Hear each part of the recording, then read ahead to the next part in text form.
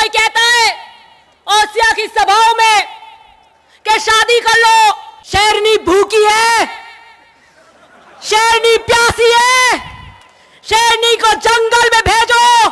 4 शेर हैं, 4 शेर। राजनीति के किसान सूरमाओं की बेटी हूं,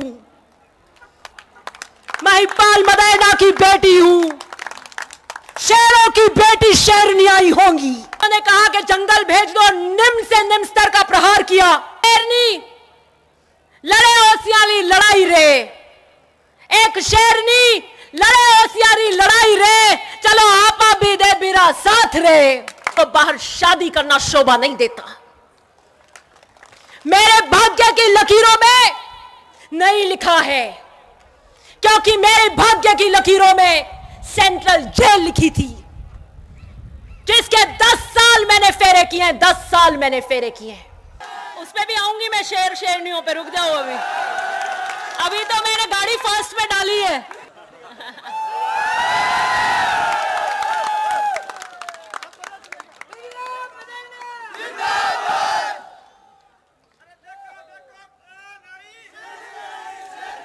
उस पे भी आऊंगी मैं, शेर शेरनियों पे। रुक जाओ, अभी तो मैंने गाड़ी फर्स्ट पे डाली है, अभी तो फर्स्ट गियर में डाली है।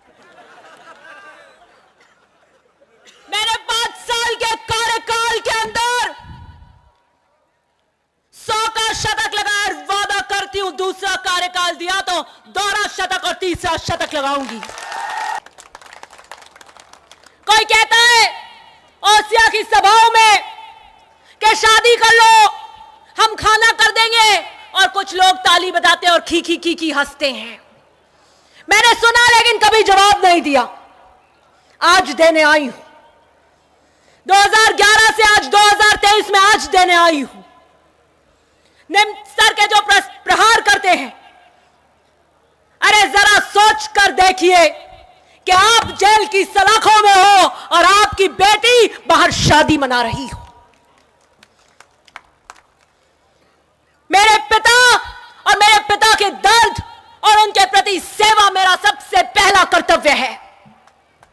और मेरे पिता जब दर्द और विरह के अंदर कैसे करवट बदलते होंगे, कैसे एक दिन निकलता होगा, कैसे एक रात निकलती होगी, तो उस बेटी को बाहर शादी करना शोभा नहीं देता। मेरे भाग्य की लकीरों में नहीं लिखा है, क्योंकि मेरे भाग्य की लकीरों में सेंट्रल जेल लिखी थी, जिसके 10 साल मैंने फेरे किए हैं, 10 साल मैंने फेरे किए हैं, क्योंकि वो मेरा कर्तव्य था। मुझे चुनौती देने वाले अपने गिरबान में झांक कर देखें। शेरनी की तरह चुनाव लड़ूंगी।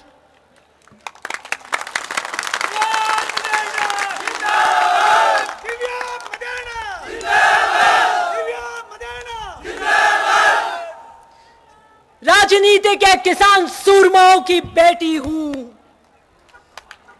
महिपाल मदेना की बेटी हूं, शेरों की बेटी शेरनियाई होंगी।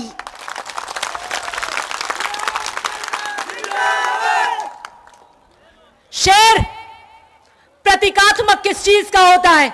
मुझे बड़ी हंसी आई जब उन्होंने कहा कि जंगल भेज दो, निम्न से निम्न स्तर का प्रहार किया। शेरनी का अर्थात, शेर का अर्थात प्रतीकात्मक होता है।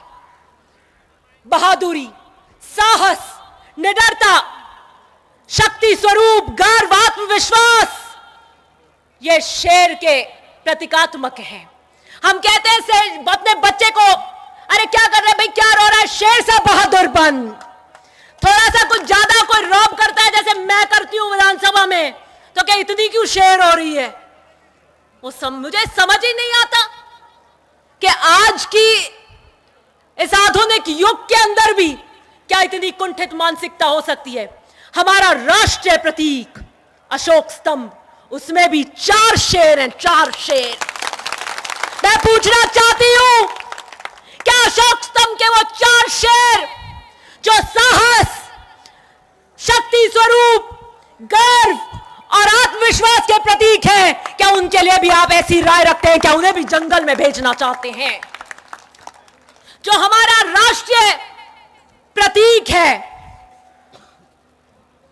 एक शेरनी, अब ये नारे बोल रहे थे तो मैंने भी एक नारा लिखा, एक शेरनी लड़े होशियारी लड़ाई रे, एक शेरनी लड़े होशियारी लड़ाई रे, चलो आपा भी दे बिरा साथ रे।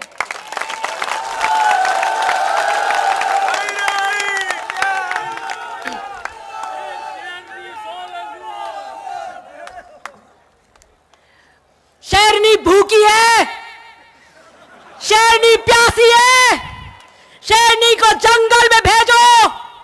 शेरनी शेर के साथ ही रहती है, खी खी वहां भेजो। अपनी बेटियों के लिए भी बोलते हो क्या ये? ना मैं भूखी हूं, ना मैं प्यासी हूं, मैं पैदाइश से तृप्त हूं, कोई तृष्णा नहीं है मुझे। और यही कारण है, इसी तृप्ति के कारण मैंने ओसिया को नीलाम नहीं होने दिया या भ्रष्टाचार नहीं होने दिया। किसी की भूख और प्यास के कारण ओसिया का बिजली घर नीलाम हो रहा था, थानों में बंदर बाट मची थी, तहसील तो राम भरोसे थी, गांधी जी के बिना कुछ नहीं हो रहा था वहां। वो किसकी भूख और प्यास थी? मैं तो तृप्त हूं और पैदाइश से तृप्त हूं, ईमानदारी में मेरे पिता से लेकर आई हूं। और बीजेपी का भी आम व्यक्ति ये कहता है, अनेकों सर्वे होते हैं, सबने एक बात कही, चाहे उन्होंने बीजेपी से लिया हो, कि जो भी को एक बात तो कहनी पड़ेगी कि 100% ईमानदार है दिव्या मदेना, 100%। कि हम लोग बीजेपी के सही, लेकिन भ्रष्टाचार नहीं होने दिया, ना खाऊंगी ना खाने दूंगी, ऐसे कालजा फड़फड़ीच करता है अधिकारियों का यहां। ऐसे पुलिस केस हो जाता है कोई डोडो वोडो का, जाते हो आप, कहते हो कुछ कुछ कर लो, वो कहे बाप जी माफ करो, पा शेरनी ने ठा पड़ जा, नहीं मार तो वह सब सितारा उतार देंगे।